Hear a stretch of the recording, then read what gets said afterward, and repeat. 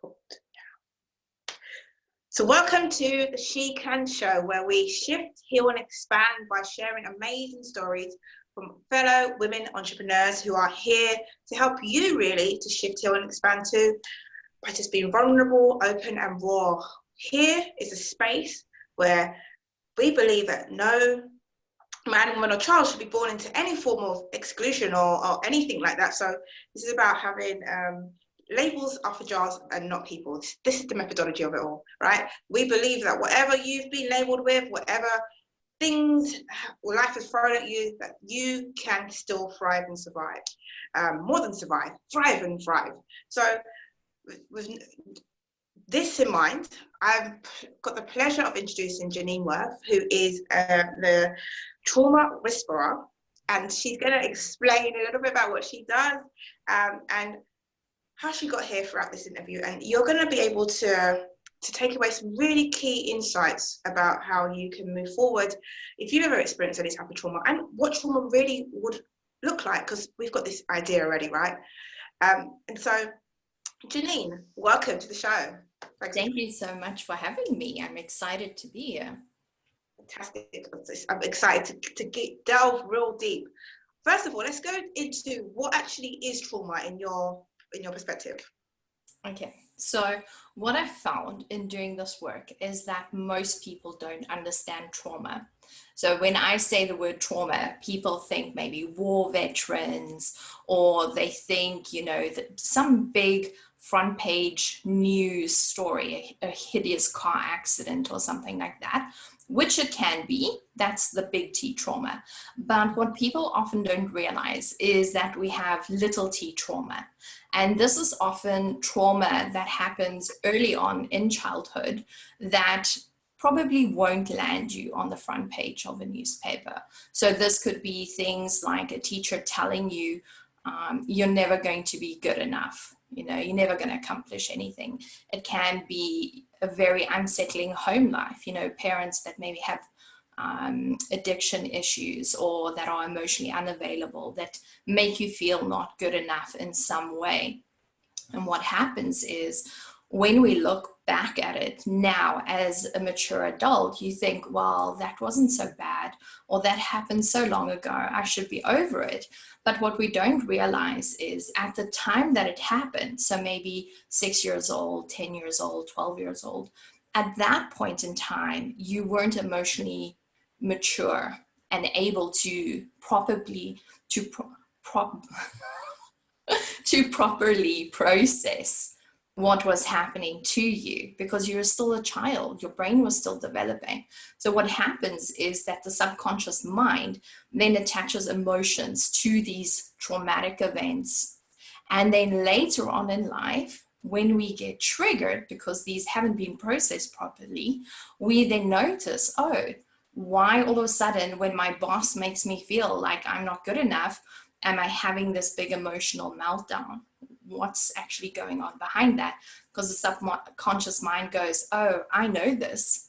I recognize this. This is like that time when you were 6 years old and your mother said, I wish you'd never been born, you know? And that is what causes issues later on. And most people don't realize that. So true. And it's so profound. And I think when I first started doing the work as well, when I heard the word trauma, it was like, no, not me, never. And so it was when I found out what the word isn't just this one-dimensional thing, it totally changed the way I looked at it as well. Okay, but what makes you so passionate about this area of work? What happened to you? Well, I think that I have a very complex and long-lasting relationship with trauma. So I was born to a mother who had experienced trauma in her teen years, but unfortunately had not received help. Because back in the day, you know, it wasn't something that we talk about openly like we do nowadays. So how I know that trauma shows up in the way you parent is through my own experience. And so I had a traumatic childhood myself. And then when I was 18 years old, it was actually the day that I got my driver's license. I experienced a hijacking, kidnapping, and attempted rape at gunpoint. So from that, I then realized that I had PTSD, received the diagnosis, went to a therapist, and he said something quite significant to me in that first appointment. Because you tell a bit about your life, your history, and then obviously the experience that brought you there. And he said to me, Janine, I believe your traumatic childhood and the resilience that you built up because of that actually ended up saving your life in that experience. So that was the first time that I had any sort of inkling of gratitude for that experience. And that started this lifelong, I wouldn't say obsession, but it's pretty close, with finding out everything that there is about trauma and how it affects especially women, because we're always the last people to ask for help. We spend our lives making sure that everyone else is okay. And seeing how it affects our careers, our relationships, how we parent, even what we are willing to accept in life. And that led me to where I am today, which is a licensed psychotherapist, a clinical hypnotherapist and coach, helping specifically women to overcome unresolved trauma and heal from painful life experiences. Wow, that's a lot.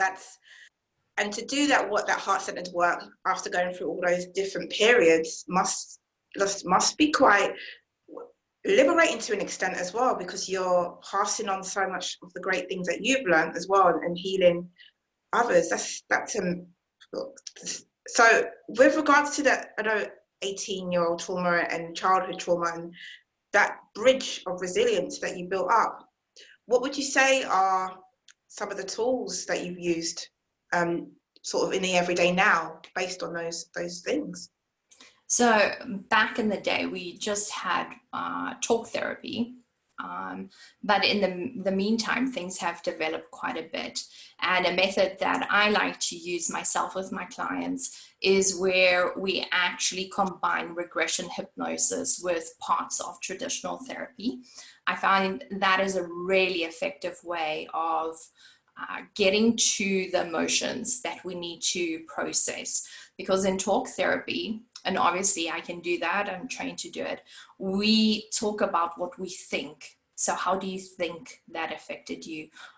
And there we're using the logical mind, but in a hypnosis, we're going straight to the subconscious mind and we're seeing things from the perspective of when it happened. So if you say, for instance, a dog attacked you when you were 8 years old, in hypnosis, I'm seeing it from your 8-year-old perspective. And that means that I can get the results needed a lot quicker, but doing it in a safe way where the client doesn't get re-traumatized. Other things that I believe help in everyday sort of, that should be part of your routine, is having really good boundaries, because as women, very often we want to avoid conflict and we end up saying yes when we really want to say no, and doing things from this energy of obligation and getting to the point where we have way too much on our plates. And of course, self-care. I believe that everybody should have at least a morning routine, where they're setting themselves up for the day, checking in with themselves. How do I really feel today? That can be meditation, journaling, a guided hypnosis. There's so many different tools. It's just about, first of all, making the time. And second of all, finding something that you actually enjoy, because this is adding to your life. We don't want it to be just one more chore on your to-do list. This is something that's supposed to nurture your soul and enrich your experience. So I always say, a lot of people talk about journaling. If that's not your thing, that's okay. Something else will be. It's just about taking the time to find out what that is. So true. And I think finding out and being patient with yourself is so important, because I think we work in the should in world, and It's so important that we honor ourselves, right? You talked about unresolved trauma and what does that actually, could that look like in terms of the symptoms in the everyday? And I know some people, like when I first believed that, no, I'm good, I don't need to talk about it. Are there symptoms that you can spot or somebody else could spot to know and identify that they've got some unresolved trauma that they need to address? Sure. So when we talk about PTSD or complex PTSD, we have this cluster of symptoms which people usually associate with trauma, like flashbacks, nightmares, heart palpitations, anxiety, that kind of thing. But there's this group that I refer to as everyday secondary symptoms. And these are things like binge eating, or adrenal fatigue, procrastination, lack of motivation. For female entrepreneurs, it could maybe be visibility issues where they know what they're supposed to be doing to be visible in their business, but they can't just bring themselves to do it. So there's a lot of self-sabotage involved.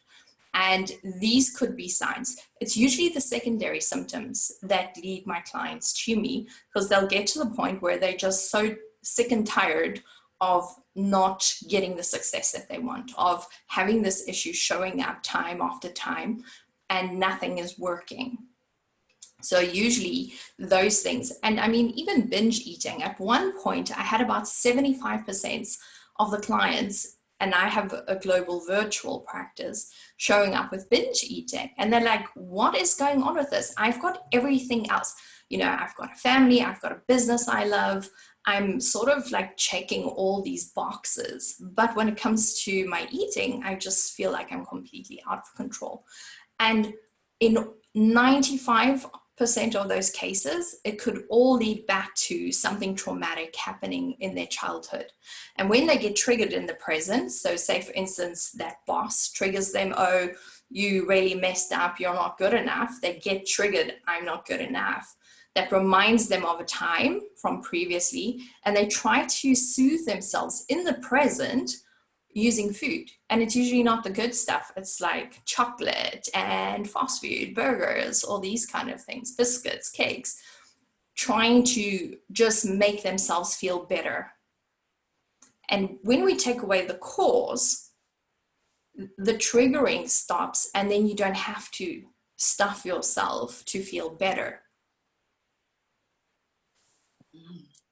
So I think you've hit so many points, pivotal points, that people are they're just not aware of. They're just thinking, oh, it's just because I need to put my big girl pants on and get on with it, which is something that I've heard of many different thought leaders talk about, you know, just get on with it, just do it. And I think when we don't move forward and think of where's this coming from, rather than just getting on with it, I think, you know, it's that resilience is really important, don't get me wrong, but I think it's so important that we deal with our traumas and we look at ways to heal.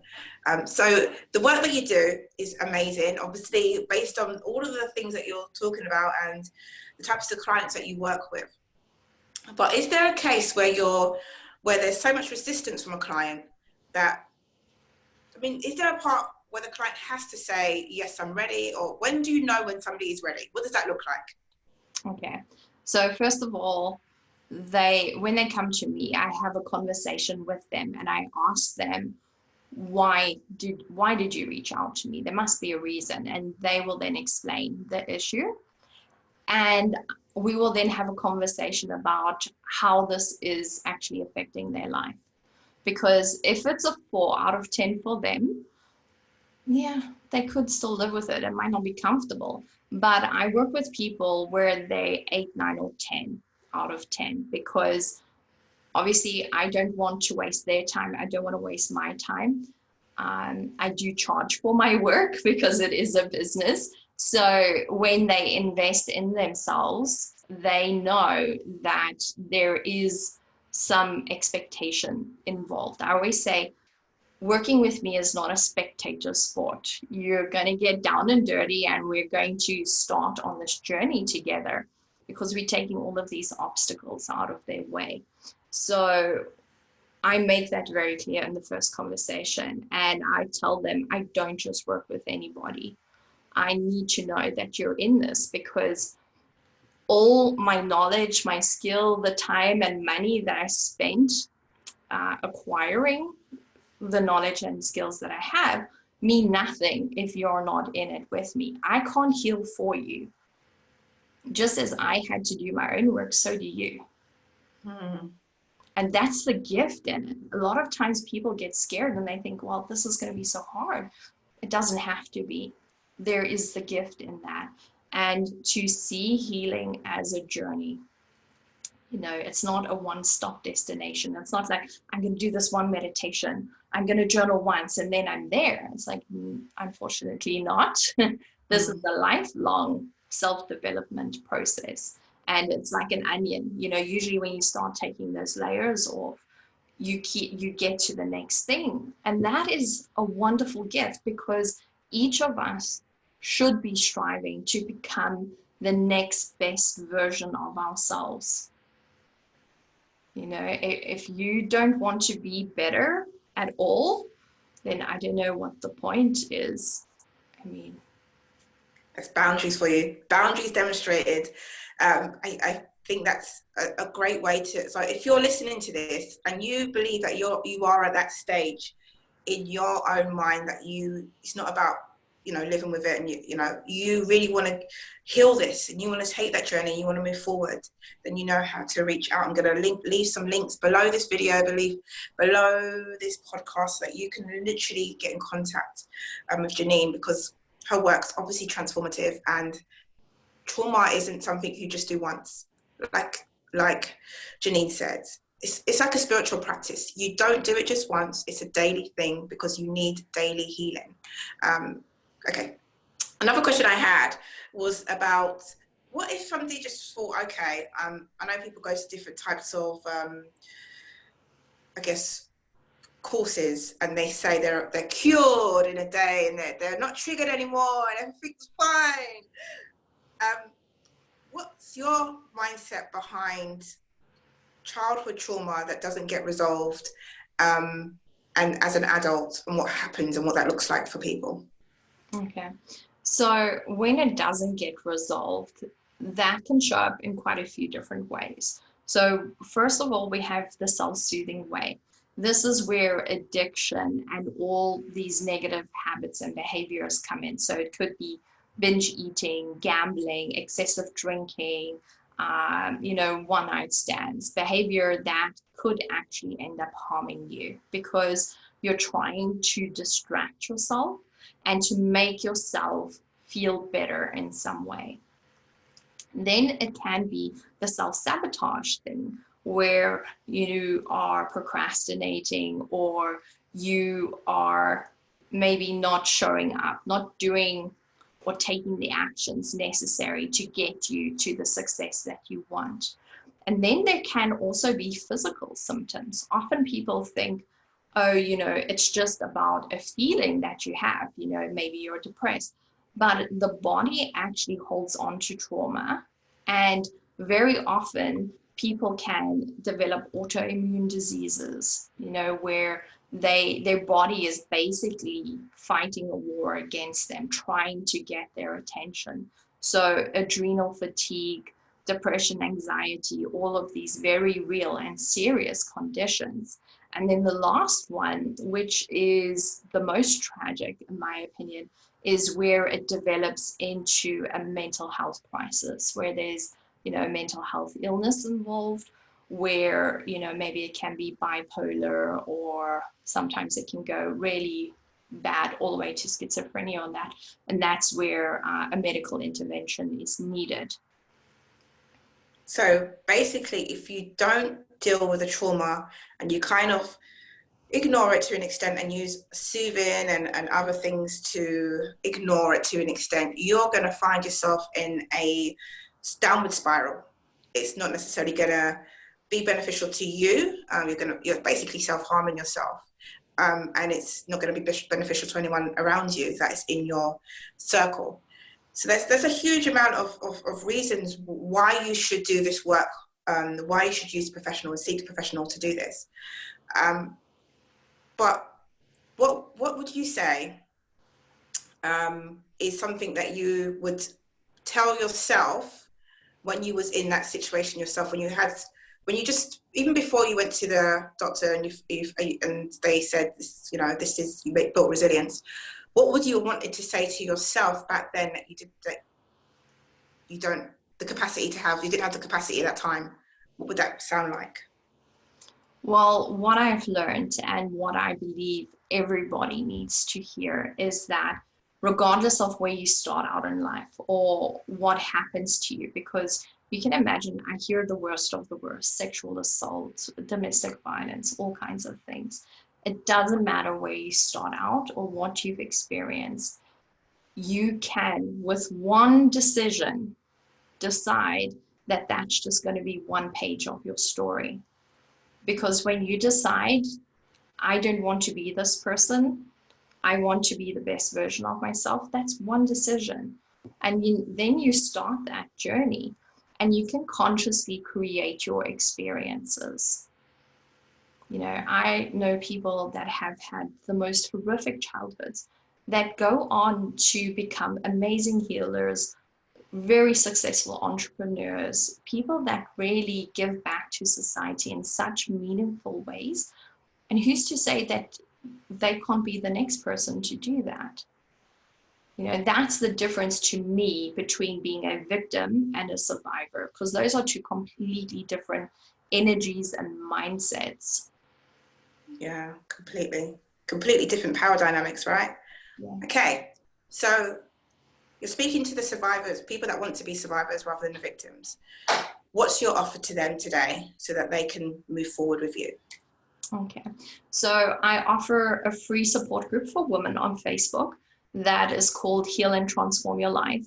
It's a non-judgmental space where women who are interested in self-development can come. I do free trainings in there, and it's basically teaching women the things we talk about: boundaries, self-care, how to not get into relationship with narcissists, things like that. And then on my website, which is Janine Writh, Writh with an I.com, there people can book a call with me if they want to have a free consultation. And there we discuss the issues that they have and what they would like for their life. And from there, I will give them a tailor-made offer, because everybody's journey is really individual and everybody needs to have a package or something that is tailored to their needs.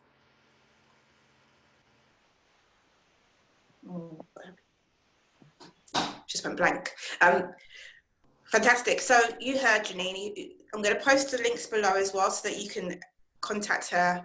But I hope that this served you well and let you know exactly what you can do, the signs that come up, the symptoms to help you move forward, to work with Janine, to find out more about how she works as well, the free Facebook group, the consultation, all to help you to shift, heal, and to expand so you're not staying in that same place, because it's possible, right?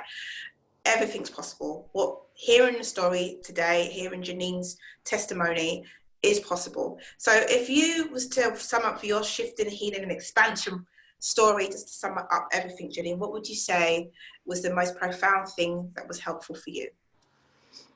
Realizing that I have the power to decide how this is going to go. I could very easily have decided, okay, well, I'm just going to be a victim. I'm just going to live this small, mundane life. And then deciding, okay, but what if there's more? What if all of this happened for a reason? What if there's a bigger lesson in it and a bigger gift? And I think that everybody should ask themselves that question. And on that note, that's the mic drop situation there. Thank you, Janine. Thank you so much for joining us. Thank you for your wisdom and your insights as well. And like I said before, this is about shifting, healing, and expanding. Contact Janine. She knows what she's talking about. You heard her testimony and everything she said today. And comment below as well. What was your biggest takeaway? What did you learn from this that you kind of want to resolve now? Thanks for watching or listening. Oops. And then I've got to stop recording. Yeah.